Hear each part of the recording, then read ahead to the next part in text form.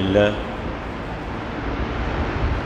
نحمده ونستعينه ونستغفره ونؤمن به ونتوكل عليه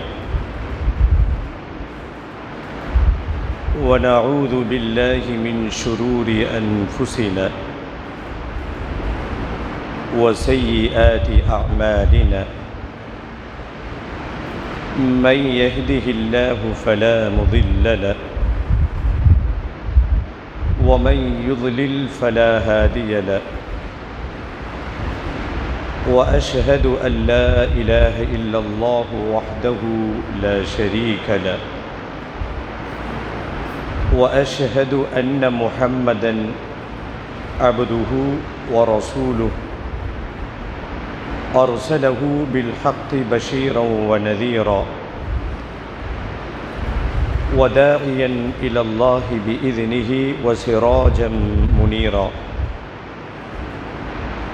فقد قال الله تعالى في القرآن العظيم والفرقان المجيد أعوذ بالله من الشيطان الرجيم بسم الله الرحمن الرحيم يا أيها الناس اتقوا ربكم الذي خلقكم من نفس واحدة وخلق منها زوجها وبث منهما رجالا كثيرا ونساء واتقوا الله الذي تساءلون به والأرحام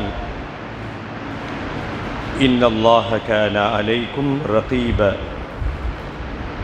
يا أيها الذين آمنوا اتقوا الله حق تقاته ولا تموتن إلا وأنتم مسلمون يا أيها الذين آمنوا اتقوا الله وقولوا قولا سديدا يصلح لكم أعمالكم ويغفر لكم ذنوبكم ومن يطع الله ورسوله فقد فاز فوزا عظيما اللهم صل على محمد وعلى آل محمد كما صليت على إبراهيم وعلى آل إبراهيم إنك حميد مجيد اللهم بارك على محمد وعلى آل محمد كما باركت على إبراهيم وعلى آل إبراهيم إنك حميد مجيد رضيت بالله ربا وبالإسلام دينا وبمحمد صلى الله عليه وسلم نبيا எல்லா புகழும் புகழ்ச்சியும் ஏக இறைவனாகிய அல்லாஹு ஜல்லஷானு தாலா ஒருவனுக்கே உரித்தாகுக.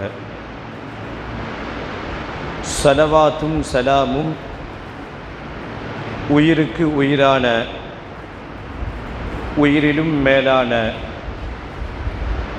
ரஹ்மத்துல்லில் ஆலமீன் அகிலத்தின் அருட்கொடை அன்னலம் பெருமானார் ஸல்லல்லாஹு அலைஹி வஸல்லம் அவர்களின் மீதும் அன்னாரினுடைய குடும்பத்தார்கள் கிளையார்கள் அவர்களுடைய வாழ்க்கை நெறியை அடியொற்றி வாழ்ந்த உத்தம சத்திய சஹாபாக்கள் சஹாபிய பெண்மணிகள் தாபியீன்கள் தபஅ தாபியீன்கள் ஷுஹதாக்கள் ஃபுகஹாக்கள் முஜாஹிதீன்கள் ஈமான் கொண்டு நல்லறங்கள் புரிந்த நம்முடைய முன்னோர்கள் குறிப்பாக அல்லாஹ்வினுடைய ஆணைக்கிணங்க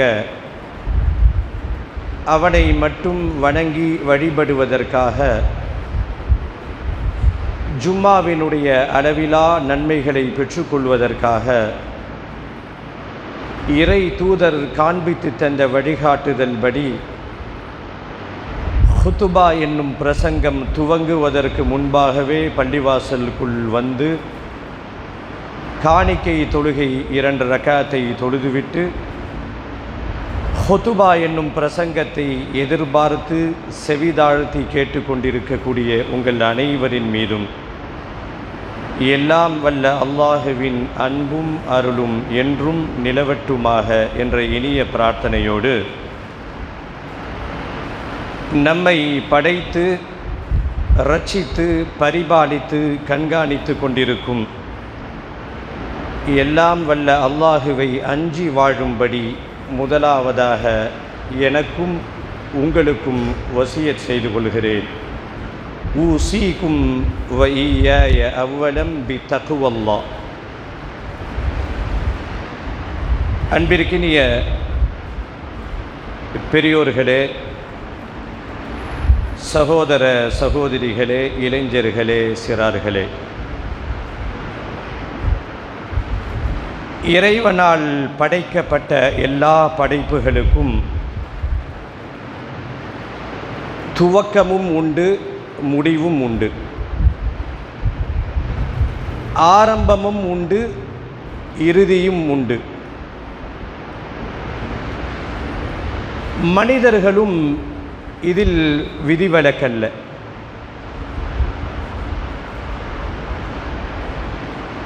மனிதனுடைய துவக்கமும் மனிதனுடைய இறுதியும் ஒரு மாபெரும் உளவியல் ரீதியான ஒரு பாடத்தை நமக்கு புகட்டுகிறது. மனிதனுடைய துவக்கம் பிறப்பு, அவனுடைய முடிவு இறப்பு. இந்த முடிவும் இறப்பும் ஒரு மாபெரும் உளவியல் ரீதியான ஒரு மாபெரும் தத்துவத்தை நமக்கு பாடம் நடத்துகிறது.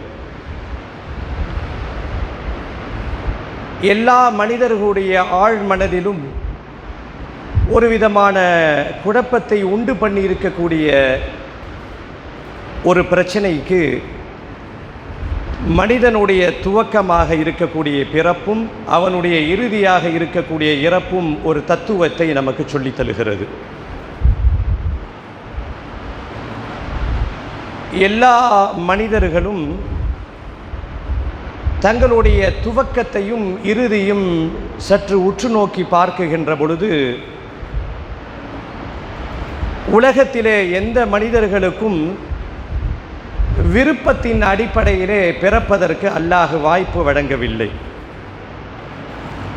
எந்த குழந்தையும் போய் அல்லாஹ்விடத்திலே அப்ளிகேஷன் போட்டு மனு போட்டு நான் இந்த பெற்றோர்களுக்கு தான் பிறக்கணும், நான் இந்த நாட்டில்தான் பிறப்பேன், என்னுடைய கலர் இப்படி இருக்கணும் என்னை என்று டிசைன் பண்ணி எந்த குழந்தையும் இந்த உலகத்திலே பிறப்பதில்லை.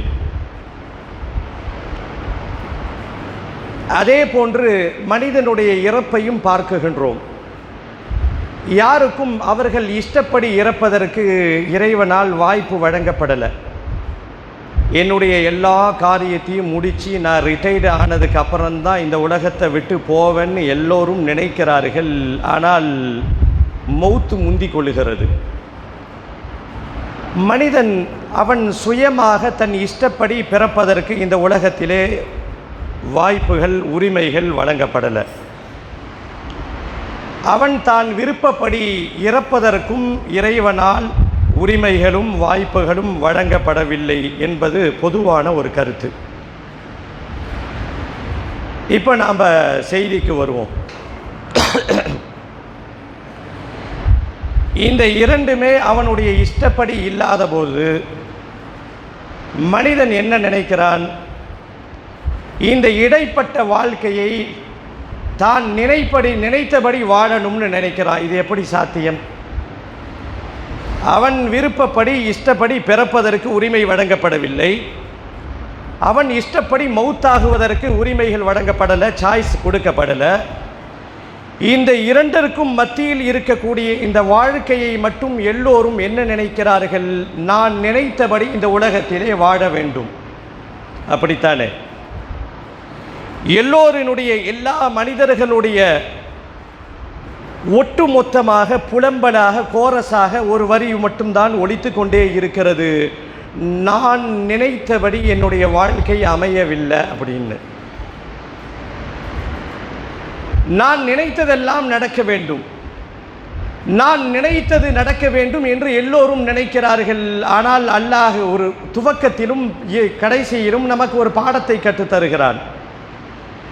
நீ நினைச்ச மாதிரி இந்த உலகத்தில் பிறக்க முடிஞ்சிச்சா? முடியல. நீ நினைத்த மாதிரி இந்த உலகத்திலே மௌத்தாக முடிஞ்சிச்சா? இல்லை. அப்படி இருக்கும் பொழுது ஏன் மனிதா நான் நினைத்த மாதிரி இந்த உலகத்திலே வாழ வேண்டும் என்று நினைக்கிறாயே, இது தவறு என்றும் தத்துவத்தை மனிதனுடைய துவக்கமும் இறுதியும் நமக்கு பாடம் நடத்துகிறது. எல்லா மனிதர்களும் ஒரே மாதிரி புலம்புகிறார்கள். நான் நினைத்த மாதிரி எனக்கு வாழ்க்கை அமையலை. உலகத்தில் இருக்கக்கூடிய ஒட்டுமொத்த ஆண்களும் கணவன்மார்களுடைய புலம்பல் என்னவாக இருக்கிறது? நான் நினைத்த மாதிரி எனக்கு மனைவி அமையலை. ஏதோ கல்யாணம் முடிச்ச சில மாதங்கள் கழித்து புலம்பினால் பரவாயில்லை, பேரன் பேத்தி எல்லாம் எடுத்தவர் புலம்புகிறார், நான் நினைச்ச மாதிரி எனக்கு மனைவி இல்லை. உலகத்தில் இருக்கக்கூடிய அத்தனை மனைவிமார்களும் புலம்பி தள்ளுகிறார்கள், நான் நினைத்த மாதிரி எனக்கு கணவன் இல்லை. இருவரும் சேர்ந்து பெற்றெடுத்த பிள்ளைகள் புலம்புகிறார்கள், நான் நினைத்த மாதிரி எனக்கு பெற்றோர்கள் இல்லை. அது அமையாது, வாய்ப்பு கிடையாது. நீ நினைத்த மாதிரி இந்த உலகத்திலே உன்னால் வர முடியவில்லை. நீ நினைத்த மாதிரி நினைத்த நேரத்திலே நினைத்த வடிவத்திலே இந்த உலகத்தை விட்டு நீ மரணிக்க முடியவில்லை. அப்படி இருக்கும் பொழுது இந்த இடைப்பட்ட வாழ்க்கையை மட்டும் நான் நினைச்ச மாதிரி, என் மனசுக்கு பிடிச்ச மாதிரி எல்லாம் அமையணும் என்று எதிர்பார்ப்பது அறியாமையினுடைய உச்சம் என்பதை விளங்கிக் கொள்ள வேண்டும். குர்ஆனிலே அல்லாஹ் சொல்லுவான், நாம் தமிழில் சில வசனங்கள் பேசுவோம். நான் கோடு போடுகிறேன், நீ ரோடு போடு அப்படின்னு தமிழிலே சில வசனங்களை நாம் பேசுவதுண்டு. இந்த மனிதனுடைய வாழ்க்கை எடுத்துக்கொண்டால் அல்லாஹ் போட்ட கோடிலே இவர்கள் சாலை போட்டு வாழ்ந்து கொண்டிருக்கிறார்கள், அவ்வளவுதான். இந்த வாழ்க்கையை நாம் செதுக்கிய வாழ்க்கை அல்ல இது. நாம் நினைத்த மாதிரி எல்லாம் கொண்டு வந்து விட முடியாது.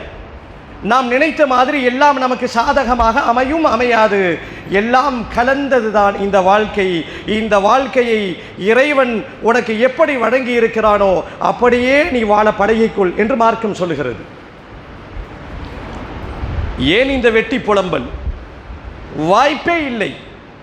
உன்னால் நினைச்ச மாதிரி இந்த உலகத்தில் எதுவும் செய்ய முடியாது. நினைத்ததை முடிப்பவன், நினைத்ததை சாதித்து காட்டுபவன் என்றெல்லாம் பொய்யே தவிர அது உண்மையாக இருக்க முடியாது. குர்ஆனினுடைய வசனத்தை கேளுங்கள். அல்லாஹ் கூறுவான், வரப்புக யஹ்லுகு மா யஷாஉ வ யக்தார். இறைவன் அவன் நாடியதை நாடிய விதத்தில் படைக்கிறான். மா கான லஹுமுல் ஹியரா. உங்களுக்கு எந்த சுய இஷ்டமும் கிடையாது. உங்களை நீங்கள் டிசைன் செய்து கொள்வதற்கு எந்த வாய்ப்பும் உங்களுக்கு தரப்படவில்லை. முயற்சி செய்யலாமே தவிர இந்த வாழ்க்கை இறைவன் போடப்பட்ட கோடில் நாம் ரோடு அமைத்து கொண்டு சென்று கொண்டு இருக்கிறோமே தவிர, சிலர்கள் தன்னம்பிக்கையினுடைய உச்சத்திலே இப்படி சில வார்த்தைகள் சொல்லுவார்கள். கொஞ்சம் உழைச்சிருப்பார், ஒரு லெவலில் வந்த உடனே இந்த தன்னம்பிக்கை முத்தி போய் சிலர்கள் இப்படி சொல்லுவார்கள், என் வாழ்க்கை நானாக செதுக்கியது, என்னுடைய இந்த உயரத்திற்கு காரணம் நான் தான் என்று தன்னம்பிக்கையின் உச்சத்தில் வெளிப்பாடாக சிலர்கள் புலம்புவார்கள். இஸ்லாத்தை பொறுத்த வரைக்கும் அது தவறு. என்னதான் நீ முயற்சி செய்தாலும் இல்லா ஐயஷா அல்லாஹ் நாடியதுதான் நடக்குமே தவிர உன்னுடைய நீனாக உன்னை டிசைன் செய்து கொண்டு உன்னால் வளர முடியாது. நீ நினைத்ததை சாதிக்க முடியாது. அல்லாஹ்வினுடைய நாட்டம் இருந்தாலே ஒழிய. இந்த யதார்த்தத்தை புரிஞ்சிட்டா நம்முடைய உள்ளத்தை வாட்டக்கூடிய பெரும்பாலும் என்ன கஷ்டம் நம்மளுடைய உள்ளத்தில் அப்படியே வாட்டி எடுக்குது. எங்கே பார்த்தாலும் புலம்பல். ஒரு குடும்பத்துக்குள்ளே எடுத்தால் கணவனுடைய புலம்பல், இவங்க சரியில்லை, மனைவி சரியில்லை, பிள்ளை சரியில்லை, இவர்கள் சரியில்லை என்று புலம்பி தள்ளுபவர்கள் ஒன்றை நினைத்து கொள்ள வேண்டும், நீனாக தேர்ந்தெடுக்கப்பட்ட வாழ்க்கை இது கிடையாது. அல்லாஹ் உனக்கு ஒரு வாழ்க்கையை கட்டமைத்து இருக்கிறான், அதன்படி நீ வாழ்ந்து கொண்டிருக்கிறாய் என்ற தத்துவத்தை விளங்கி கொள்பவர்கள் எல்லாம் இலகுவாக கடந்து சென்று விடுவார்கள். இதை தெரியாதவர்கள் தான் புலம்பலிலே ஈடுபடுவார்கள். நான் நினச்ச மாதிரி அமையலை, நான் நினச்ச மாதிரி பிள்ளை இல்லை, நான் நினைத்த மாதிரி தொழில் அமையலை, நான் நினைத்த மாதிரி பக்கத்து வீட்டுக்காரர்கள் இல்லை, எதுவுமே இருப்பதற்கு சாத்தியம் குறைவு என்பதை புரிந்து கொண்டால்தான் இந்த வாழ்க்கையை சுவாரஸ்யமாக நம்மால் வாழ முடியும். குர்ஆனில் அல்லாஹ் எவ்வளவு தெளிவாக சொல்லுகிறான்னா, மா கான லஹுமுல் ஹியரா, உங்கள் வாழ்க்கையை நீங்கள் சுயமாக தேர்ந்தெடுத்து கொள்வதற்கு, உங்களுடைய வாழ்க்கையை நீங்கள் கட்டமைத்துக் கொள்வதற்கு உங்களுக்கு எந்த உரிமையும் இல்லை. பார்க்கிறோம், ஒரே தொழில், ஒரே தொழிலை சிலர்கள் செய்கிறார்கள், அதே தொழில்தான், அதே முதலீடு தான். சிலர்கள் உச்சத்திற்கு வருகிறார்கள், சிலர்கள் அப்படியே ஒரே இடத்திலே இருக்கிறார்கள். நினைத்ததை முடிப்பவன் அல்லாஹ். ஒரே படிப்பை படித்தவர்கள், ஒரே டேலண்ட் உடைய பர்சன், ஒருத்தர் உயர்ந்து கொண்டே போகிறார், ஒருவர் தாழ்ந்து போகிறார். நினைத்ததை முடிப்பவன் அல்லாஹ். நாம் நினைத்ததெல்லாம் நடக்காது.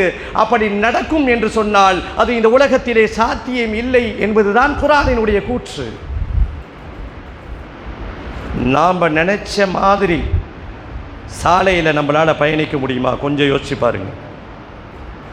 நான் வீட்டில் இருந்து கடைக்கு புறப்படுறேன், என் குறுக்கே யாரும் வரக்கூடாது, ஃப்ரீயாக ரோடு இருக்கணும், நான் பாட்டுக்கு போயிட்டு இருப்பேன் என்று எப்படி சாத்தியம் இல்லையோ, அதே போல் இந்த வாழ்க்கையில் ஒரு டிராஃபிக் ஜாமை போல நிறைய குறுக்கீடுகள் சோதனை என்ற வடிவத்தில் வந்து கொண்டே இருக்கும்.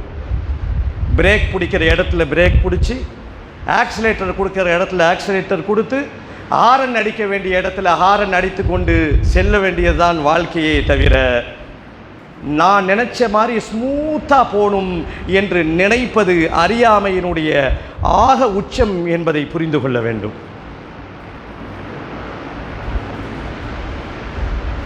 சாலையில் குறிப்பாக நகர்ப்புறங்களில் இருப்பவர்கள் ஒரு விளம்பரத்தை பார்த்துருப்பாங்க. டேக் டைவர்ஷன் என்று எழுதப்பட்டிருக்கும். என்ன பொருள்? இங்கே சாலை வேலை நடந்துட்டு இருக்கு, மாற்று பாதையில் செல்லுங்க அப்படின்னு பொருள். இந்த உலக வாழ்க்கையை எடுத்துக்கொண்டால் நம்முடைய வாழ்க்கையில் நிறைய டேக் டைவர்ஷனை அல்லாஹ் ஏற்படுத்தி இருக்கிறார். சில நேரங்களில் அது சாதகமாக அமையும், பல நேரங்களில் அது பாதகமாக அமையும். வேக வேகமாக ஒருத்தர் ஓடுகிறார், இத்தனை மணிக்கு நான் ட்ரெயினை பிடிக்கணும்னு நினைக்கிறாரு, ஓடுறாரு, ட்ரெயின் தவறிடுது, வருத்தப்படுறாரு, ஆஹா ட்ரெயின் போயிருச்சே, நான் உரிய நேரத்துக்கு அங்கே போயிருந்தால் நான் இதெல்லாம் சாதிச்சிருக்கலாமேன்னு நினைக்கிறாரு. சில மணி நேரங்களில் தகவல் வருது, அவர் எந்த பெட்டியில் ரிசர்வேஷன் பண்ணி போக தயாராக இருந்தாரோ அது மிகுந்த சேதமடைந்து அங்கே இருப்பவர்கள்லாம் இறந்து போயிருக்கிறார்கள் என்று தகவல் வருது. நினைத்ததை முடிப்பவன் அல்லாஹ். இந்த டேக் டைவர்ஷன் நம்முடைய வாழ்க்கையில் நிறைய வரும். நாம் ஒன்று திட்டமிடுவோம், அது வேறு இடத்தை நோக்கி நம்மளை கொண்டு போவோம். ஒரு மூமினை பொறுத்த வரைக்கும் அவன் எப்படி எடுத்துக்கொள்வான் என்று சொன்னால், இந்த வாழ்க்கை எப்படி அல்லாஹ் எனக்கு அமைத்து கொடுத்துக்கிறானோ அதை நான் திருப்தியோடு வாழ்வேன். நானாக எனக்குள் ஒரு கற்பனையை உண்டி பண்ணி கொண்டு இவர்கள் சரியில்லை, அது சரியில்லை, அது சரியில்லை என்றாம் புலம்பி தள்ளிவிட்டு தங்களுடைய வாழ்க்கையை அவர்கள் நாசமாக்கி கொள்ள மாட்டார்கள். எது நடக்குதோ அது அல்லாஹ்வினுடைய நாட்டப்படியே நடக்குது. எது நடந்து கொண்டு இருக்கிறதோ அது அல்லாஹ்வினுடைய நாட்டப்படியே நடக்கிறது. எது நடக்குமோ அது அல்லாஹ்வினுடைய நாட்டப்படியே நடக்கிறது என்ற தத்துவத்தை உளவியல் ரீதியிலே இருக்கக்கூடிய ஒரு முக்கியமான இந்த தகவலை இஸ்லாம் ஒரே ஒரு வசனத்தின் மூலமாக நமக்கு சொல்லித் தருகிறது. நபி ஸல்லல்லாஹு அலைஹி வஸல்லம் அவருடைய காலத்தில் நிறைய பெருமானார் அவர்களுடைய வாழ்க்கையில் நிறைய டேக் டிரைவர்ஷனை நாம் பார்க்கலாம். நபி ஸல்லல்லாஹு அலைஹி வஸல்லம் அவர்கள் பிறந்தது மக்காவில், வளர்ந்தது மக்காவில்.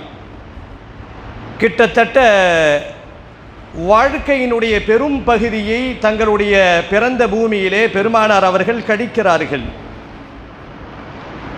40 வயது வரை பெருமானார் ஸல்லல்லாஹு அலைஹி வஸல்லம் அவர்கள் வெறும் முஹம்மதாக மட்டும்தான் இருந்திருக்கிறார்கள். முஹம்மதுர் ரசூலுல்லாஹி ஸல்லல்லாஹு அலைஹி வஸல்லமாக அவர்கள் மாறவில்லை. இறை செய்தி வருவதற்குரிய அறிகுறிகள் தென்பட ஆரம்பிக்கிறது. எப்படியெல்லாம் டேக் டிரைவர்ஷனை அல்லாஹ் அவங்களுடைய வாழ்க்கையிலே அமைத்திருக்கிறான் என்று பாருங்கள். இது நமக்கும் பொருந்தும். ஒன்று கைவிட்டு தவறி போயிருச்சா, ஆஹா போயிருச்சே என்று புலம்பக்கூடியவர்கள் இறை நம்பிக்கையாளர்களாக இருக்க முடியாது. இந்த இன்னா லில்லாஹி வ இன்னா இலைஹி ராஜிஊன் ஒரு வார்த்தை இருக்குல்ல, இந்த வார்த்தையை நாம் எதில் கொண்டு போய் ஃபிக்ஸ் பண்ணி வச்சுருக்கிறோன்னா வெறும் மௌத்துக்கு மட்டும்தான் ஃபிக்ஸ் பண்ணி வச்சுருக்கிறோம். அது ஒரு பெரிய தவறு. இன்னா லில்லாஹி வ இன்னா இலைஹி ராஜிஊன் என்பது இறப்பிற்கு மட்டுமல்ல சகோதரர்களே, அது இழப்பிற்கும் வேண்டும் என்று மார்க்கம் சொல்லுகிறது. உங்கள் வியாபாரத்தில் ஒரு லாஸ், இன்னா லில்லாஹி வ இன்னா இலைஹி ராஜிஊன். ஒரு பொருள் உங்களுக்கு சேதமடைந்து விட்டது, இன்னா லில்லாஹ். நம் சமுதாயம் இந்த இன்னா லில்லாஹி வார்த்தையை கேட்டாவே ஒரு விதமான அலர்ஜிக்குள்ளாகிறார்கள். இது அலர்ஜிக்குள்ள வார்த்தை அல்ல. இன்னா லில்லாஹி ஒரு அரும் மருந்து சகோதரர்களே. நாம் அப்படியே பழகிட்டோம். இந்த மைக்கில் மரண அறிவிப்பு செய்பவர்கள் வந்து பள்ளிவாசலில் வந்து இந்த மைக்கு சவுண்டு பாங்கு இல்லாத நேரத்தில் கேட்டுட்டாவே ஆஹா ஏதோ விக்கெட்டு போயிடுச்சு. இன்னும் நிறைய சகோதரர்களை பார்க்குறோம், இந்த இன்னா லில்லாஹின் வார்த்தையை ஒரு பெரிய அபசகனமான வார்த்தையாக பார்க்கிறார்கள், குறிப்பாக தாய்மார்கள். இன்னா லில்லாஹின்னு சொல்லியாச்சுன்னா இது என்ன இலவு வீட்டில் பயன்படுத்துறது, மௌத்து வீட்டில் பயன்படுத்துறதெல்லாம் நாம் யூஸ் பண்ணலாமா? அப்படியெல்லாம் ஒரு இடத்துல கொண்டு போய் இன்னா லில்லாஹியை நாம் ஃபிக்ஸ் பண்ணி வச்சுருக்கிறோம். ஆனால் இந்த இன்னா லில்லாஹி என்ன பாடத்தை நமக்கு கற்றுத்தருது தெரியுமா? ஏன் நீ கவலைப்படுற?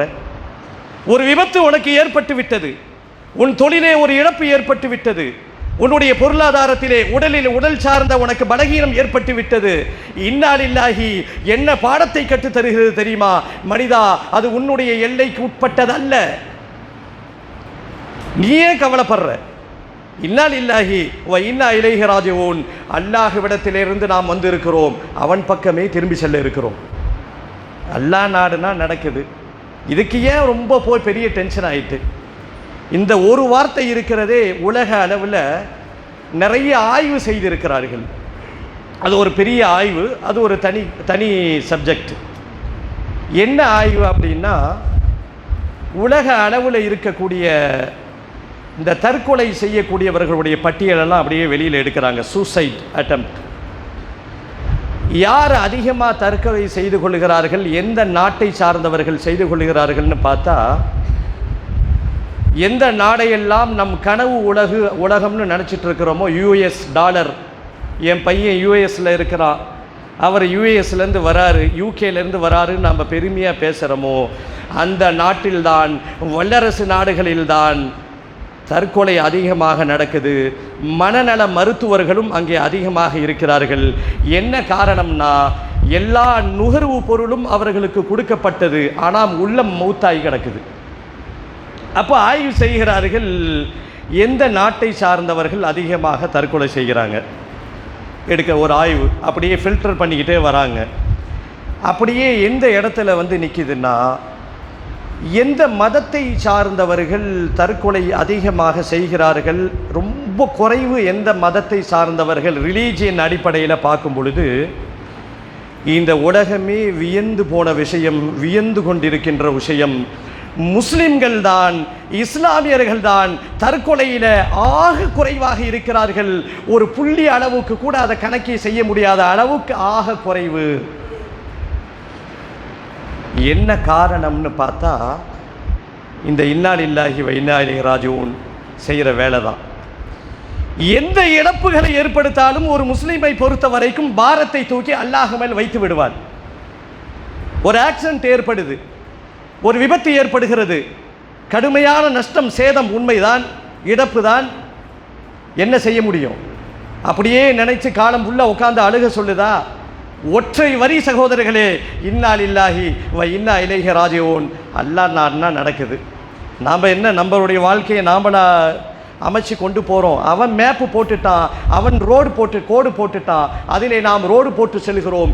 இந்த ஒற்றை வார்த்தை தான் இஸ்லாமியர்களுடைய கவலைகளை சுமத்துவதற்கு ஒரு இடமாக அவருடைய ஈமான் இருக்கிறது, இறை நம்பிக்கை இருக்கிறது. ஆகிய காரணத்தினால்தான் எந்த முஸ்லிம்களும் மனம் நொந்து போய், மனம் சோர்ந்து போய் அவர்கள் தற்கொலை செய்து கொள்ளவே இல்லை என்று அந்த ஆய்வு வெளிப்படுத்துகிறது. அது உண்மைதானே? ஒரு வார்த்தையில் நாம் கடந்து போயிடலாம். மகன் இறந்துட்டு போயிருப்பார். எந்த முஸ்லீம் வீட்லையாவது உட்காந்து ஒப்பாரி வச்சு அழுகிறாங்களான்னு பார்த்தா அழுக மாட்டோம். கவலை இருக்கும், உள்ளம் நிறைய கவலை இருக்கும், கண்ணீர் வடிப்பதற்கு 1000 காரணங்கள் நம் இடத்திலே இருக்கும். இருந்தாலும் இன்னா லில்லாஹி வ இன்னா இலைஹி ராஜிஊன், அல்லாஹ்வினுடைய நாட்டப்படி நடக்குது. எங்கிருந்து வந்தோமோ அங்கே செல்கிறோம், நாமும் அங்கே தானே செல்ல போகிறோம் என்ற இந்த ஆறுதல் வார்த்தையை இஸ்லாமியர்கள் கஷ்டத்தின் மீது தங்களுடைய இறை நம்பிக்கையின் வெளிப்பாடாக இறைவன் மீது சுமத்து விடுகிறார்கள். ஆகிய காரணத்தினால் இஸ்லாமியர்கள் எந்த காரணத்தை கொண்டும் துவண்டு போவதே இல்லை. மனம் நொந்து போய் உயிரை மாய்த்து கொள்ளணும் என்ற முடிவுக்கு எந்த முஸ்லிமும் வருவதில்லை என்று ஆய்வு சொல்கிறது. இதுதான் வாழ்க்கையினுடைய உண்மையான நிலை. இப்ப விஷயத்திற்கு வருவோம். இந்த வாழ்க்கை துவக்கத்திற்கும் இறுதிக்கும் இடைப்பட்ட வாழ்க்கை. இந்த வாழ்க்கை நமக்கு கற்றுத்தருகின்ற முக்கிய பாடம் என்ன? நான் நினைச்ச மாதிரி எல்லாம் நடக்கணும் என்ற எண்ணத்தை உள்ளத்திலிருந்து தூக்கி எறிந்து விடுங்கள். அப்படி ஒரு காலம் நடக்காது. சில பெற்றோர்களை பார்க்கிறோம், இந்த ஆம்பளை குழந்தை மேலே அதீத பிரியம் வைத்திருப்பார்கள். இந்த பிரியம் எந்த அளவுக்கு முத்தி போகும்னா அது இறை நம்பிக்கையும் தாண்டிவிடும். பலர்கள் அல்லாஹ்வின் மீது நம்பிக்கை வைப்பதை விட நான் 3 ஆண் குழந்தையை பெற்றிருக்கிறேன், கடைசி காலத்தில் அவன்தான் எனக்கு கண்கலகாமல் பார்த்துப்பான், அவன் என்னை தாங்குவான் என்று நினைத்த எத்தனையோ பெரியோர்கள் அதே பிள்ளைகள் மூலமாக விரட்டி அடிக்கப்பட்ட வரலாறுகளையும் நான் பார்க்கிறோம். யாரையும் நம்ப தேவையில்லை. குழந்தையை வளர்க்குறோமா, அவங்களுக்கு தேவையானதை கொடுத்து வளர்த்து விடுவது தான் நம்முடைய பொறுப்பே தவிர அவன் நம்மை தாங்குவான். இல்லா மாஷா அல்லா அப்படி கவனிக்கக்கூடிய பிள்ளைகள் இருந்தால் அது வேற. அதனால் எல்லா பிள்ளைகளும் அப்படி போகணும்னு அவசியம் இல்லை. அப்படி ஒரு கால் நிகழ்ந்தாலும் அதையும் ஏற்றுக்கொண்டு வாழணும். இதுதான் வாழ்க்கை. இந்த ஒன்றை மட்டும் நாம் உள்ளத்தில் ஆழமாக ஃபிக்ஸ் பண்ணிட்டா, எந்த ஒரு கவுன்சிலிங் மையம் நாங்கள் இதை சொல்லித்தரோம், நாங்கள் அதை சொல்லி தருகிறோம், தன்னம்பிக்கை மோட்டிவேஷன் என்ன பாடம் நடத்துகிறோம் என்பதெல்லாம் தூக்கி எறிஞ்சிடலாம். ஒரே ஒரு வார்த்தை தான், நீ வாழ்கிற வாழ்க்கை உன் இஷ்டப்படி கிடையாது. சிலர்களை பார்க்கிறோம், கடுமையாக உடைப்பார்கள், அல்லாஹ் அவர்களுக்கு குறை சொல்ல முடியாது, உடைத்து கொண்டே இருப்பார்கள், ஆனால் அவங்களால முன்னேற முடியாது. இப்போ அவர்கள் புலம்புனா வேலை நடக்குமா? இறைவன் எனக்கு என்னுடைய முயற்சிக்கு பிறகு என்ன விதித்திருக்கிறானோ அதைபடி என் வாழ்க்கை இருக்குது, ஏற்றுக்கொண்டு போகணும். எல்லோருமே உலகத்தினுடைய முதல் பணக்காரனாக கோடீஸ்வரனாக ஆகணும் ஆசனை எல்லாத்துக்கும் இருக்க தான் செய்யும். சாத்தியமானு பார்த்தா சாத்தியம் இல்லை. அப்படி என்னன்னு நினைக்கணும்னு அவசியமும் இல்லை. இந்த வாழ்க்கை இறைவனால் வடிவமைக்கப்பட்ட ஒரு வாழ்க்கை. இந்த பிறப்பும் இறப்பும் நமக்கு சொல்லுகின்ற மாபெரும் தத்துவம். உன்னால் இஷ்டப்படி பிறக்கவும் முடியாது, உன்னால் இஷ்டப்படி மௌத்தாகவும் முடியாது. இந்த இடைப்பட்ட காலத்தை மட்டும் நீ ஏன் நான் இஷ்டப்படி வாழணும்னு நினைக்கிற?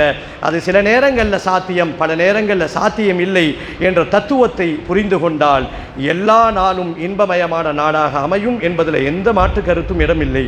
எல்லாம் அல்ல அல்லாஹ் நம் அனைவருக்கும் அவனுடைய நாட்டப்படி அவனுடைய திருப்தியை பெற்று இந்த உலக வாழ்க்கையை எஞ்சியிருக்கக்கூடிய வாழ்க்கையை வாழ்வதற்கு அருள் செய்வானாக. யா அய்யுஹல்லதீன ஆமனு தகுல்லாஹ ஹக்க துகாதி வலா தமூதுன்ன இல்லா வ அன்தும் முஸ்லிமூன்.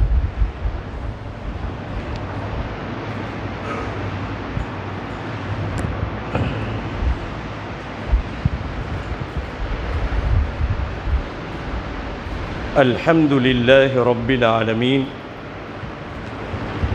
والصلاة والسلام على سيد الأنبياء والمرسلين وعلى آله وأصحابه أجمعين. கண்ணியத்திற்குரிய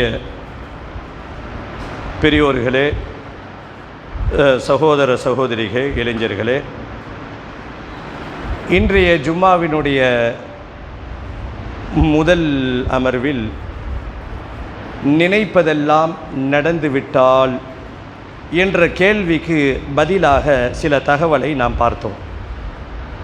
நினைப்பதெல்லாம் நடந்துவிட்டால் என்ற இந்த வார்த்தையே ஒரு விதமான பொய்யான வார்த்தை தான். நினைப்பதெல்லாம் நடந்துவிட்டால் இந்த உலக வாழ்க்கை ஸ்தம்பித்து போய்விடும். இந்த உலக வாழ்க்கையினுடைய ஒரு சுவாரஸ்யம் என்ன அப்படின்னா, மேலே ஒரு சக்தி அல்லாஹ் நம்மை இயக்கி கொண்டிருக்கிறான். நீ நினச்ச மாதிரிலாம் எதுவும் நடக்காதுப்பா.